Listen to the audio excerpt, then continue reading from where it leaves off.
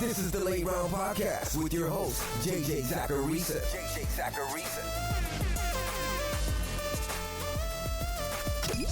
What's up, everyone? It's JJ Zacharisa, and this is episode 813 of the Late Round Fantasy Football Podcast, sponsored by FanDuel. Thanks for tuning in. Before getting to this week's spicy mailbag episode, I just want to remind you to check out the Late Round Fantasy Football Patreon.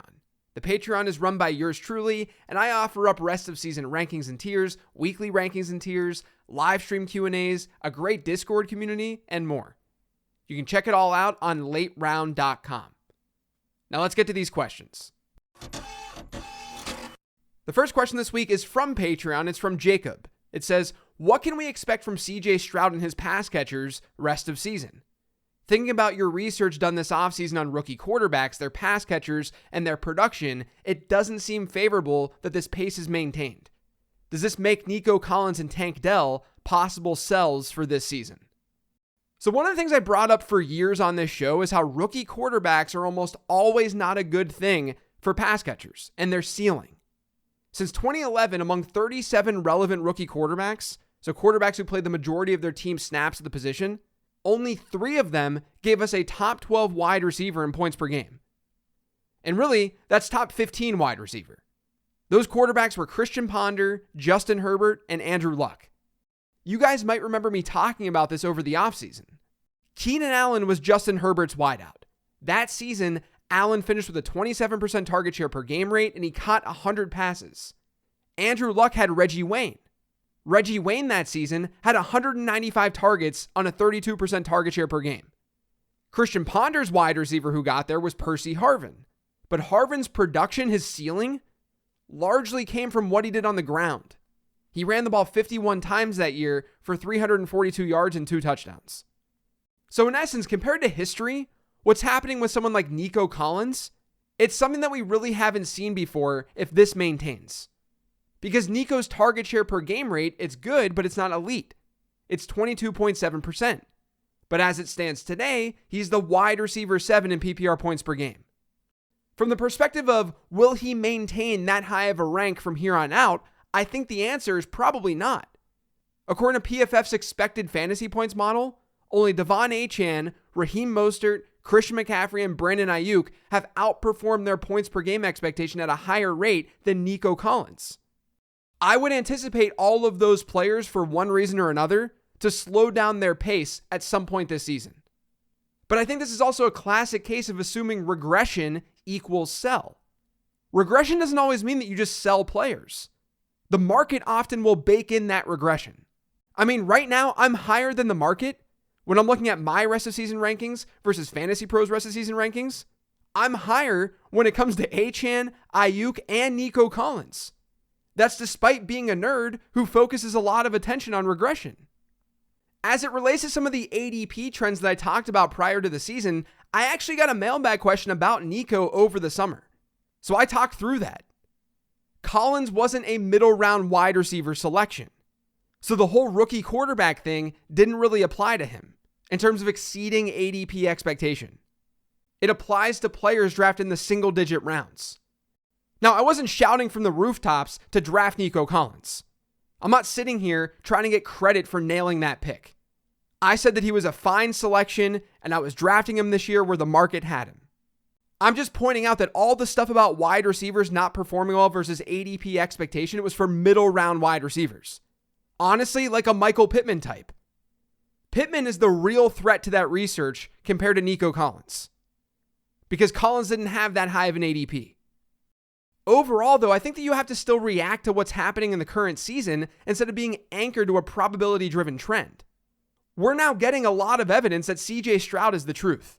And I also think that Houston's one of the best coached teams in the league right now. New evidence should adjust our priors. That's why I don't think that Collins and Dell are sells. Though I do think we're bound to see some week-to-week variance that we haven't seen just yet with Nico Collins. But even still, I think the market is sort of baking that in.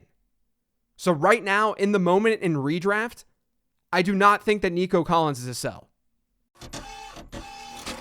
This next question is from Fields of Hope on Patreon. It says, hey JJ, love the pod so far this season and all the extra perks of being a Patreon member. Thanks.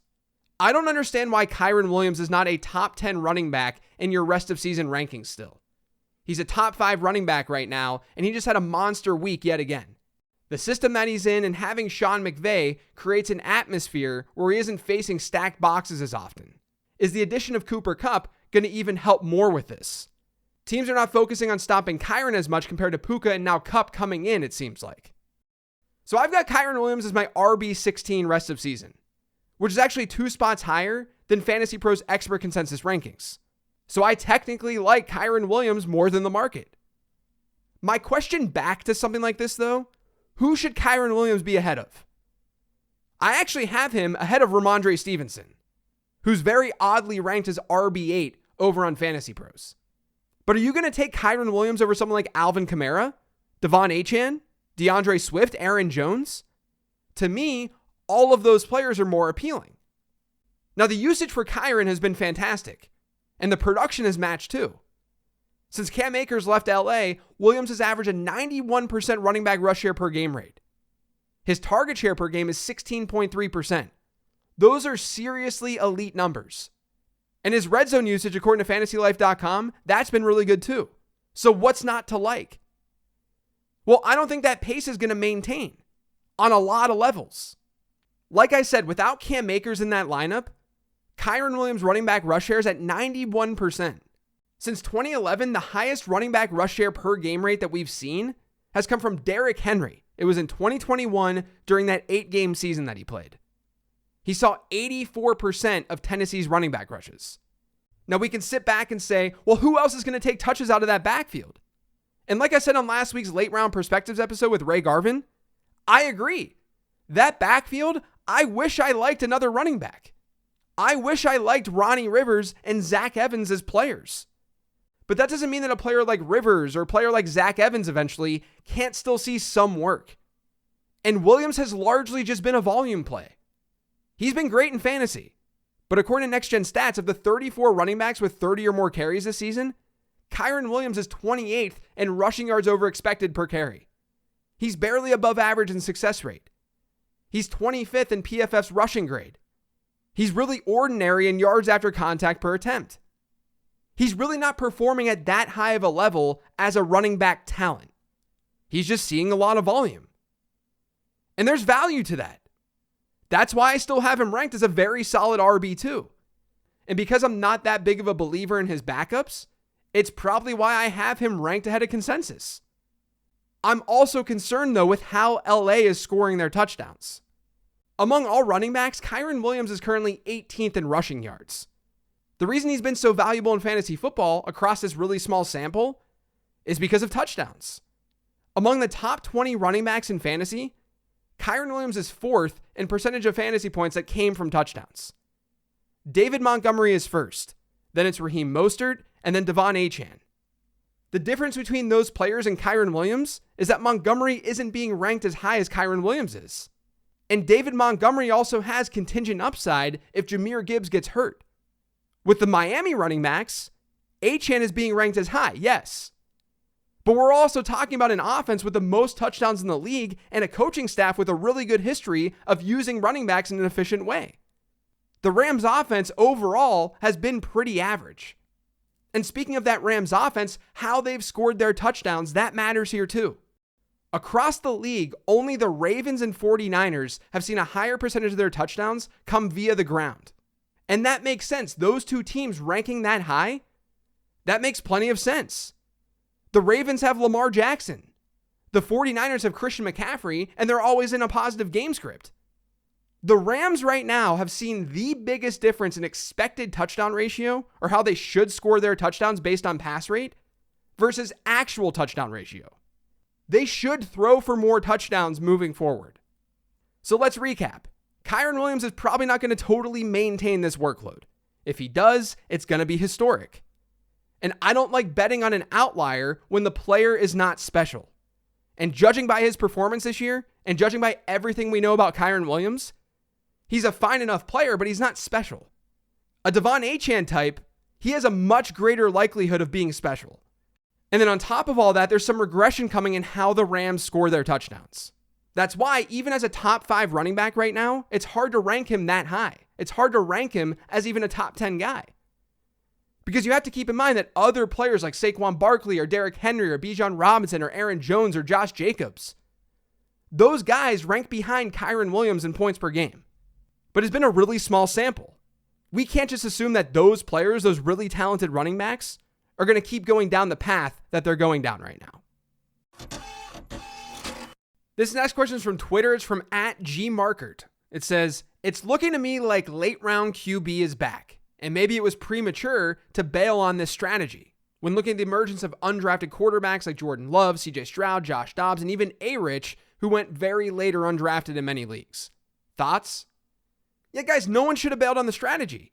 I did an episode this offseason on the rise of the early round quarterback, and quite literally on that show, I talked about how we were going to see regression compared to 2022. That 2022 was a whole lot like 2011. 2011 to 2012, that was the year that I ended up writing the late round quarterback ebook because everyone started drafting quarterbacks way too early. It was the same deal this year. The difference was that there was a little bit more stickiness with early round quarterbacks here in 2023 because of the rushing factor. And I think we're still seeing that. Josh Allen, Lamar Jackson, Jalen Hurts, they're all top 6 quarterbacks. Patrick Mahomes is a top 10 one. There is stickiness still with those high-end quarterbacks. It's just that the QB2 types thus far have closed the gap more. But that's exactly what I had talked about on that episode. Because last year, it wasn't just that Jalen Hurts and Josh Allen and Patrick Mahomes dominated, which they did. It was that they dominated and the rest of the position also sucked. So when you get a little bit of regression with Mahomes, Allen, and Hurts, and you get the rest of the position not sucking as much, you get this. You get a much closer quarterback market where players aren't dominating the way they did last year. You can go back and listen to that episode that I did earlier in the offseason. It's episode 772. My take on getting early round quarterbacks this year was to do it if they either fell in drafts, because everyone becomes a value at some point, or to do it in smaller formats, smaller leagues, where your lineup needs to be super optimal. But I do think we're bound to see a player like Patrick Mahomes bounce back, as I talked about on the 15 Transaction Show. I think Allen and Hurts still have a great opportunity to be elite at the position. It's just that we have more options outside of that tier this year, making the late round quarterback strategy much more viable. No one should have bailed on the strategy. The math was right in front of us. It's just that this is not the same as it was in 2015 or 2016, when the position literally didn't matter at all. It didn't matter when you drafted your quarterback. You could have easily just streamed the position back then. Right now, we're still not there. This last question is from Patreon. It's from Will. It says, I drafted Kupp and was fortunate enough to get Puka on waivers. How would you personally navigate this situation with Kupp's return coming soon? So this was easily the top question of the week, so I've got to talk about it. Though I did talk about it after week 1 when Puka had his big breakout. And my thoughts really haven't changed. Cooper Kupp and Puka Nacua can coexist in this offense. They can both be good in fantasy football. Puka Nacua has run just 31% of his routes from the slot this year. Like I said back after week 1, he's not just playing the Cooper Kupp role. Kupp in 2022 had a 56% slot rate. It was 66% in 2021. Nacua hasn't been some slot wideout who's taken advantage of advantageous matchups. He's been a very legit wide receiver who's played all over the formation. Now, a lot of the questions that I got regarding Puka this week were about selling him because Cooper Kupp's coming back, or hopefully coming back. And I get the idea around that. But everyone playing fantasy football knows that Cooper Kupp could be coming back. We're not actually able to sell Puka Nacua for Stephon Diggs, a player that he's outperformed thus far. We can't get Devontae Adams for Nacua. The idea of selling is fine in theory because, yeah, with Cooper Kupp, if he is playing, Nacua's numbers are going to take somewhat of a hit. A healthy Cooper Kupp is more than likely going to lead that team in target share. But Nacua, given how they've used him, he can still be in that 20 to 25% target share range if Cooper Kupp is back. He can play that Robert Woods role. That's been a consistent thought even before the season started. And obviously, there's a chance that Cooper Kupp isn't nearly as healthy as we think. We have no idea what he's going to look like if and when he returns. So if you have both, I think that both can be fine. And I don't think Nacua is a sell because the market is automatically thinking that he's doomed if Cooper Kupp comes back. I don't think that's going to be the case. The last question this week is from Twitter. It's from @DefiantVitreous. It says, why do NFL teams draft offensive players high in the first round and then play worse talent ahead of them? Case in point, Gibbs, Charbonnet, Kincaid. The coaching staff really loves Monty's 3.8 yards per carry. Is Charbonnet's 5.0 yards per carry not enough to get on the field? Why even draft Dalton Kincaid at all? Well, first off, I think using yards per carry to justify talent is the wrong thing to do. It's one of the worst metrics for running backs, especially within a small sample size. It doesn't capture the type of defensive front that he's facing. And within a small sample like this, it's going to be skewed by big runs. I wrote about Montgomery versus Gibbs in a late round fantasy football newsletter last week, and I referenced that on Tuesday's show. You can find that newsletter right up on lateround.com. It's in the newsletter archive. And make sure you're subscribed to that newsletter because it's absolutely free. But a lot of the backlash from last week's Packers-Lions game surrounded this idea that Gibbs was better than Montgomery because his yards per carry rate was better. He had 40 yards on 8 carries for a yards per carry of 5. Montgomery had a yards per carry of just 3.8. Guys, we've got to give this stuff more context. I talked about this very thing in that newsletter. So I'm just going to read that section of the newsletter. I wrote, you can look at yards per carry all you want, but that's a statistic that's skewed dramatically in small sample sizes. It can also be influenced by situation. Montgomery faced stacked boxes where there are 8 or more defenders in the box on 31% of his rushes last night. Only 22% of his runs were against light boxes. Meanwhile, Gibbs, who wasn't seeing as much first down work, saw a light box on 5 of his 8 attempts. That's 62.5%. He didn't have a single rush against a stacked box. Even still, Montgomery had an identical success rate, and he was able to break off bigger runs. Sure, his touch total was higher, and maybe Gibbs could have hit decent totals with more work. But why would Detroit fix something that's not broken? So I don't know how you just walk away from last week's game against the Packers and confidently say that Jahmyr Gibbs was the better running back in that game. David Montgomery was great. He was really strong when you give his numbers some context. And I'm not saying that coaches are always right. Sean Payton's usage of Marvin Mims this year has been egregiously stupid. Egregiously bad. It makes absolutely zero sense to trot him out as little as they're trotting him out. But not all carries are equal at running back, and we're still working under very small sample sizes. Zach Charbonnet has seen 21 carries this year. His per rush efficiency, it might look better than Kenneth Walker's, but he's not seeing the same type of touches as Walker is. Dalton Kincaid may not be lighting it up on the stat sheet, but we saw a turn from him in week 4, and Buffalo's offense has morphed literally because of Kincaid. They went from being last in the NFL in their use of 12 personnel last year to now being second. And look at the Bills' offense. They're currently second in total touchdowns. Josh Allen's EPA per dropback is 0.31 this year according to NumberFire's model. His success rate is 55%. Last year, his EPA per dropback was 33% worse. His success rate was 4 percentage points lower. You can't say that Dalton Kincaid has made zero impact. The entire offense has shifted. They're using 2 tight end sets a whole lot more. And in turn, Josh Allen has become more efficient. I think it's very easy to sit on our couches and criticize usage. But it's important to still be as objective as we can with our criticisms. And it's really important, even the stuff that I just talked about, the stuff that favors my side of the argument here. It's really important to recognize that we're talking about rookies right now. And we've only played 4 games. We got to let things breathe a little bit. That's going to do it for today's show, though. Thanks to all of you for listening. If you yet subscribe to the Late Round Fantasy Football Podcast, make sure you are by searching for it pretty much anywhere podcasts can be found. And don't forget to follow me on Twitter @LateRoundQB. Thanks for listening, everyone. You got a Late Round Perspectives episode later today. I hope you enjoy that. I also hope you enjoy your weekend. Take care.